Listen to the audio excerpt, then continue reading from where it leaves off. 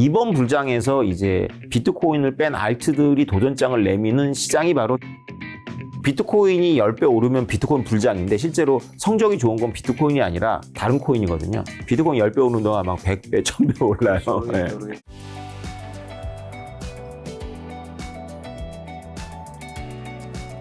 근데 만약에 아까 전에 말씀하신 증권, 만약 암호화폐가 증권으로 규정되면 앞으로 좀 어떻게 되는 건가요? 사실 증권으로 보고 있죠. 우리나라도 네. 그렇게 보고 있고요. 비트코인 빼놓고는 대부분 발행자가 있고 투자를 받으면 증권으로 봅니다. 그러니까 투자를 받으면 그게 달러건 뭐 비트코인으로 받건 코인으로 받건 투자를 받으면 일단 공모를 한 거죠. 그래서 이제 자본시장법상에 이제 증권이 되는 거고 그런데 허가를 받지 않은 증권을 발행해서 판다? 그러니까 무허가 판매가 되는 겁니다.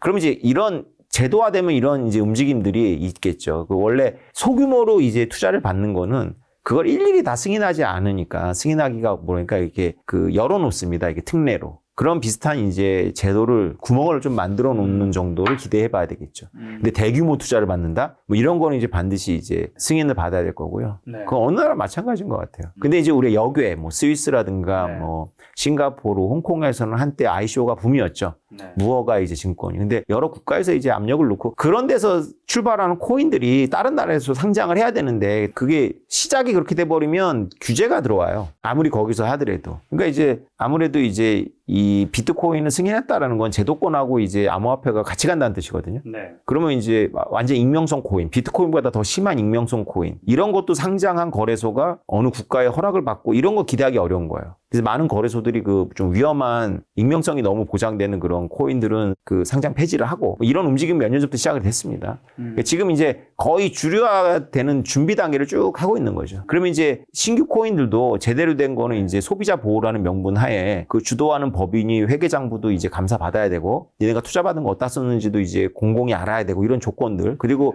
은행이나 이제 금융권의 임원이 되려면 그 임원들의 이제 함부로 살아서는 안 돼요. 뭔가 이렇게 행적이 쭉 나와야 되거든요. 근데 이 코인도 일종의 금융인데 아무나 와서 막 했잖아요. 그러니까 뭐 행적이 쭉 이제 밝혀져야 되고 뭐 전과가 있으면 안 되거나 뭐 이런 게 있거든요. 금융기관에 준한 어떤 그런 게 요구되겠죠.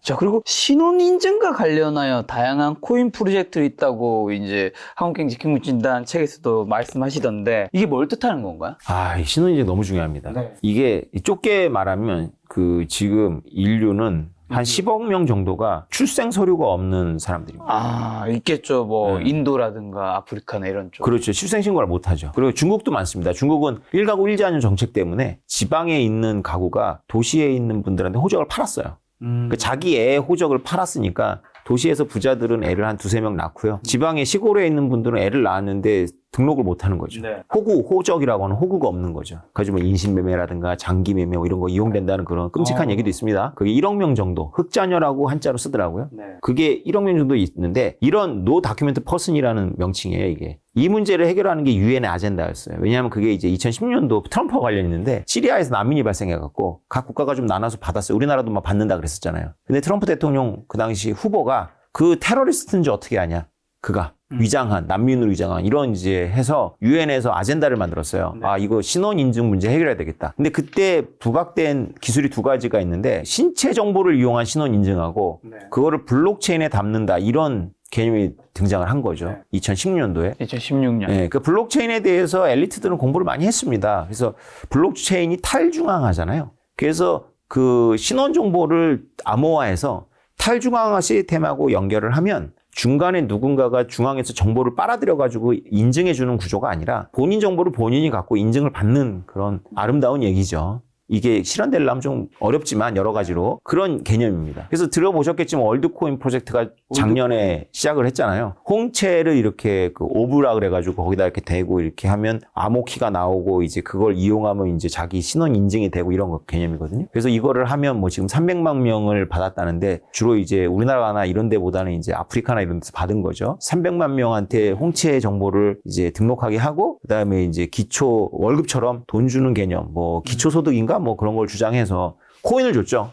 근데 코인 값이 폭락했지만 네. 뭐 이런 시도들도 있고 아무튼 이제 이게 좁은 의미에서 신원 인증의 개념이고요. 네. 넓은 의미에서 설명해 주는 게 훨씬 더 좋은데 우리는 여권이나 주민등록증을 갖고 있잖아요, 우리가. 그렇죠. 그래서 우리는 신원 인증이 된다고 착각을 하잖아요. 네. 신원 인증 안 됩니다. 신원 인증이 사실 제가 김 작가님이 누군지 모르고 여기 왔고요. 김 작가님도 제가 누군지 모르고 이렇게 둘이 앉아 있는 거죠. 우리가 안다라고 하는 건 착각인 거예요. 다른 메타버스 공간인가요, 여기? 아, 그게 아니고 아니, 솔직히 말해가지고 내가 내 주민등록증을 보여드리더라도 네. 김 작가님이 주민등록증이 위조물인지 진보인지 판별할 수 있는 능력을 갖고 있는 경우는 거의 기대하기 없죠. 어렵죠. 사실 뭐 그 위조한다 해서 나오면 당해야지 뭐. 그렇죠. 모르지 뭐 사실. 국가기관이 아닌 상황에서는 다 그럴 거 아니에요. 그 뭐 현장에서 뭐 이게 진짜네요 확인할 수도 없고. 그렇죠. 근데 한국에서는 그나마 이제 호구조서가 되잖아요. 다 한 달이 건너서 내가 진짜로 진지하면 뭐 학교라든가 확인할 수 있잖아요. 근데 외국인하고 내가 패스포드로 신원 인증을 한다? 외국의 기관이 아니라 일반인하고? 이게 거의 불가능합니다. 그래서 전 세계에 있는 모두가 디지털 개념에서는 신원 인증이 안 된다라고 보고 있어요, 지금 우리는. 그러면 이 신원 인증이 안 되는 이 세계를 어떻게 신원 인증을 하게 하느냐라고 했을 때 두 가지 길이 있어요. 하나가 애플과 중국 공산당이에요. 애플. 예, 애플과 중국 공산당은 되게 유사합니다. 중앙이 권한 문제 없이 모든 정보를 빨아들이고 판단하면 돼요. 그것도 하나의 방법이에요. 그래서 우리가 애플에 가면 편리한 이유가 중앙화되어 있기 때문이에요. 그 대신 중앙의 권한을 엄청나게 갖고 있죠. 심지어는 막 트위터도 퇴출시킬 수 있잖아요. 안드로이드는 그렇게 못해요. 왜냐하면 구글 스토어에서는 퇴출해도 APK로다가 껴가지고 사용할 수 있거든요.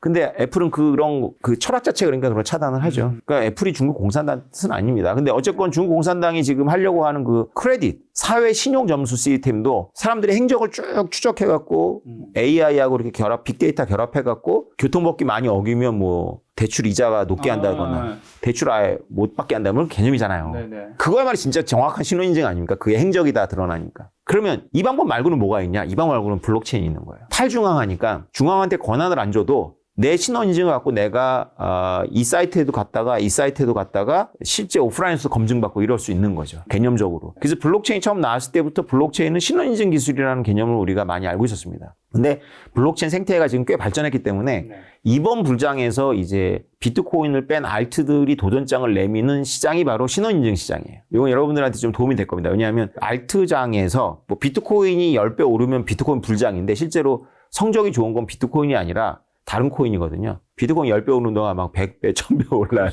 모르겠죠.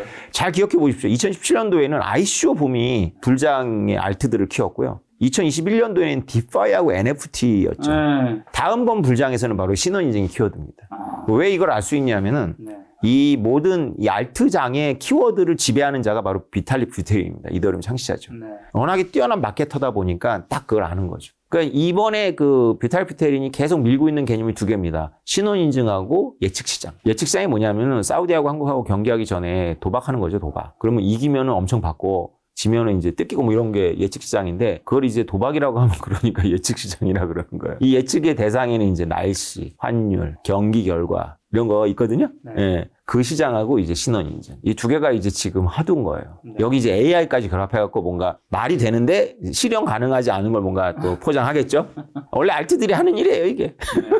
어쨌든 앞으로 알트에서의 엄청난 폭등 신원 인증과 예측 시장. 예. 여기서 나올 확률이 굉장히 높을 것이다. 거기다 AI. 거기다 AI. 예.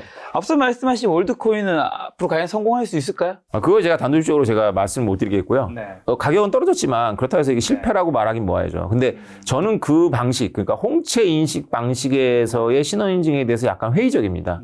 홍채가 부정확하다는 뜻은 아니에요. 신원을 인증할 수 있는 생물학적으로 나라는 걸 인증할 수 있는 방법은 여러 가지 있습니다. 경합하는 기술로는 홍채도 있고 정맥도 있고 지문도 있겠죠. 각각의 장단점이 있을 겁니다. 근데 그게 본질은 아닌 것 같아요. 우리 메타버스 상황에서 신원인증의 핵심은 우리가 플랫폼을 옮겨 다닐 수 있으면서도 나라는 걸 증명하는 건데 누가 내 신원 인증을 도용했을 때 그가 진짜 내 행세를 할 수 있는가라는 퀘션. 내가 내 신원 정보를 잃어버렸을 때 내가 다시 오태민으로 활동할 수 있느냐의 문제. 이 두 가지가 서로 정반대의 경우인데 이게 묘하게 통합니다. 그래서 지문이 됐건 홍채가 됐건 나를 도용할 가능성이 되게 높아요. 왜냐하면 매번 예를 들어서 내가 유튜브를 사용하다가 페이스북으로 넘어갈 때마다 내 홍채를 검증한다면 이 문제가 없겠지만 그러려면 굉장히 불편할 거 아니에요. 홍채를 처음에만 인증하고 나머지는 암호키로 할 텐데 암호키야말로 누군가가 그냥 가져갈 수 있는 거 아닙니까? 비트코인도 그런 식으로 뺏길 수 있거든요. 그래서 유력한 건 그게 아니다. 이건 제 생각이자 비탈릭 뷰테린의 생각이에요. 그래서 비탈릭 뷰테린의 아이디어는 뭐냐면 사회 관계망으로 해결하자. 그래서 나하고 김 작가님이 오프라인에서 만나는 거 말고 디지털에서 이렇게 계속 만나는 소통하는 사이예요. 캐릭터로. 근데 내 행동이 약간 이상해. 뭔가 좀 바뀌었어, 패턴하고. 네. 그럼 빨간불을 올리는 거예요. 제 이상해. 그러면 그 정보가 이렇게 다 하고 AI가 내 패턴을 조사해가지고 경고를 합니다. 그럼 다른 사회관계망에서 얘 맞아! 라고 할 수도 있고, 아, 얘 진짜 이상한데 바뀌었어. 이러면서 이제 점수화 돼가지고 알람이 퍼져나가는 거죠. 수용이 된다거나. 제 방식은 또 반대입니다. 제 방식은 사회관계망 그거 좋은 아이디어긴 하지만 너무 실행하려면 미묘해. 핸드폰이 안 내 생각은. 이렇게 보는 거죠. 스마트폰. 스마트폰이요? 네, 스마트폰이 사실 신체 일부거든요. 그 누가 김 작가님의 스마트폰을 가져갔어. 그럼 큰일 나죠. 김 작가님의 스마트폰을 갖고 있으면서 김 작가님의 6개월 동안의 패턴을 반복할 수 있을까요? 김 작가님이 가족들하고 통화하는 거 도용자가 할 수 있을까요? 카톡이야 위장해서 보낼 수 있겠지만 말투 다를걸요? 네. 가는 식당, 일어나는 시간, 움직이는 동선, 네. 패턴 따라하기 어렵잖아요. 어렵죠. 그러면 훔쳐가면 하루 만에 금융 어플은 닫혀버리는 거예요. 통화는 할 수 있는데. 의심스러우면. 반대로 김 작가님이 핸드폰 잃어버렸어. 네. 하수구에 넣었어. 그래서 새로 만들었어, 번호를. 그런데 김 작가님이 통해야 될 거 아니에요. 그럼 김 작가님의 패턴을 AI가 읽으면 아, 김 작가님 맞다라고 열어주는 거죠. 그죠? 스마트폰은 우리 신체 일부입니다, 사실. 그래서 이거에서 우리가 주목해야 될 기업이 한국에 있잖아요. 아무튼 전 세계에 스마트폰 많이 뿌려놨잖아요. 네네. 이걸 그냥 기계로 볼 것이냐. 이거를 신원인증과 금융의 엔드포인트라고 하거든요. 우리가 유식한 말로. 네. 끝점, 단말기. 그러니까 신원과 금융의 엔드포인트. 신원과 금융의 엔드포인트가 그 월드코인이 하는 그 오브가 될 수는 없다는 거죠. 오브가 쉽게 말하면 홍채기가 그거 지금 2.5kg인데 가볍게 만든다지만 그거 들고 다니지 않을 거라는 거예요. 스마트폰으로 통화될 거라는 거죠. 결국은 이거를 확인하더라도. 근데 굳이 이렇게 신원 정보를 생물학적으로 확인할 필요가 있냐. 매번 단지 내가 그냥 어플 하나 확인하는데 그럴 필요 없다는 거예요. 내 패턴을 내가 계속 반복하면 나라는 거 인정해주고 내 패턴을 어기면 얘가 갑자기 이제 중요한 민감한 어플부터 닫는 거죠. 이런 시대가 올 겁니다. 기분에 따라서 좀 달라질 수 있을 텐데. 그 정도는 일정. 왜냐하면 오차 범위라는 게 있잖아요. 그렇죠. 네. 자, 근데 아직도 비트코인 부정적으로 보는 분들, 뭐 이제 이전에는 찰리 먼거님 돌아가신 분도 있었고, 지금 뭐 워렌 버핏 같은 분들도 이제 부정적으로 보신 분들, 투자의 대가들이 있는데 그런 거에 대해서는 좀 어떻게 생각하세요? 그분들이 뭐 투자의 정말 세계적인 대가들인데. 아니 뭐 그분들만이 아니라 대부분은 비트코인에 부정적이라서 네.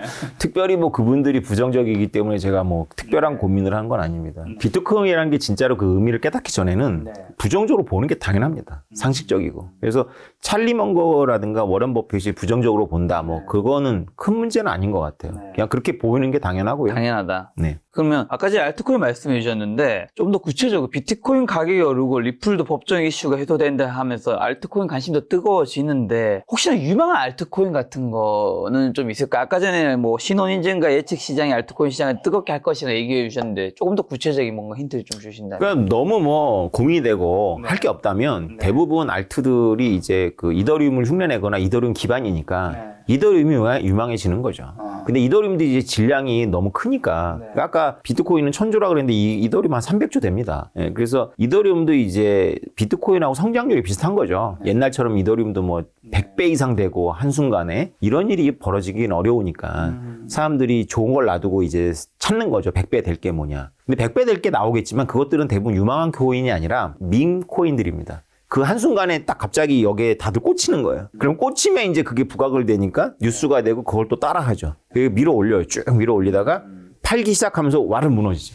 밈코인들. 밈코인들이 뭐 비트코인의 겨울에도 있었어요. 하지 말라는 거군요. 안 하는 게 좋죠. 저 궁금한 게 예를 들면 1억이 있는 분이 있어요. 네. 비트코인을 한 개 사고 한 개 뭐 1.6개, 7, 8개 살 수 있겠죠. 그 방법과 이제 민코인을 할 수도 있는지 어쨌든 알트코인 말씀하신 뭐 신혼인증 예측 시장 쪽에서 좀 잘 앞으로 좀 뭔가 잘 될 것 같은 코인을 100개를 100만원씩 나눠 사는 거예요. 그럼 한 번에 내 자산이 사라질 일은 없으니까. 그렇죠. 요런 방식이면 대신 이게 100배 오르면 이제 그렇죠. 크게 먹을 수 있으니까 그렇죠. 요런 방식이 어떻게 보시죠? 좋은 방법입니다. 일단 1억이잖아요. 네. 그러면 비트코인 하나를 사세요. 이러고 있으면 일단 비트코인 한 개 사라. 네, 그러니까 홀코인이라고 그러는데 온전한 한 개 살 수 있잖아요. 네. 나머지 가지고는 아까 작가님께서 말씀하신 대로 운용을 한번 해보는 거죠. 공부도 해보고 그 제가 드린 키워드 그 예측 시장과 신원인증과 관련해가지고 뉴스를 검색하시면서 이 코인이 될 거다 그러면 10만 원씩만 쭉 나눠가지고 한번 해보시죠.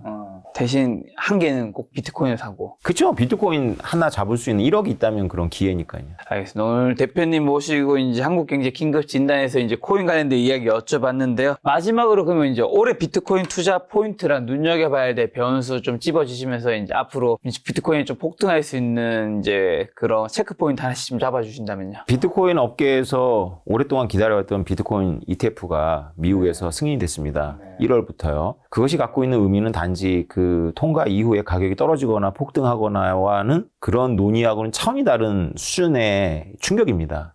미국이 비트코인과 같이 가기로 마음을 먹었다라는 것이고 이것은 전 세계에 확산될 수밖에 없습니다. 그런 의미에서 비트코인의 계절이 온 거고요. 2024년과 2025년은 매우 주목해야 될 해인 거죠. 그래서 여러분들이 여러 가지 뉴스가 있겠지만 비트코인 없어지지 않는다는 확신을 가지시고 2024년하고 2025년도에는 뭔가 비트코인에 대해서로부터 더 이상 소외되지 않는 게 제가 보기엔 중요하고요. 소외되지 않으려면 일단 공부를 좀 하셔야 됩니다. 그게 가장 중요하고 공부를 안 하고 있으면 이제 여러 가지 알트코인들이 유혹을 해요. 불장이 되면. 근데 여러분들이 유혹을 받을 때쯤 되면 늦은 거예요. 이미 오른 거에 유혹을 받지 오르기 전에 유혹을 받기는 쉽지 않습니다. 비트코인 현물 ETF 승인 신청은 언제부터 혹시 대략 계속 했었던 건가요? 2013년부터 했습니다. 2013년부터. 2014년에 윙클보스 쌍둥이라는 그 미국 하버드대 출신의 잘생긴 엄친아 둘이서 했죠. 정확히 10년에서 한 11년 만에 일어난 큰 변화인 거네요. 맞습니다. 이 파도가 코인의 가격은 떨어져서 그게 아닌가 보다 싶을 수 있지만 앞으로 큰 서막을 여는 하나의 시작점이 될 수 있다는 거죠. 엄청나다고 보고 있습니다. 알겠습니다. 다음에 또 코인 가격이 굉장히 변화가 있을 때 코인 전문가 대표님 모시고 한번 이야기 들어보도록 하겠습니다. 오늘 만나는 손님은 오태민 대표님이었습니다. 지금까지 여러분 소중한 시간 함께 해주셔서 정말 감사합니다. 오늘도 김 작가였습니다. 감사합니다. 감사합니다.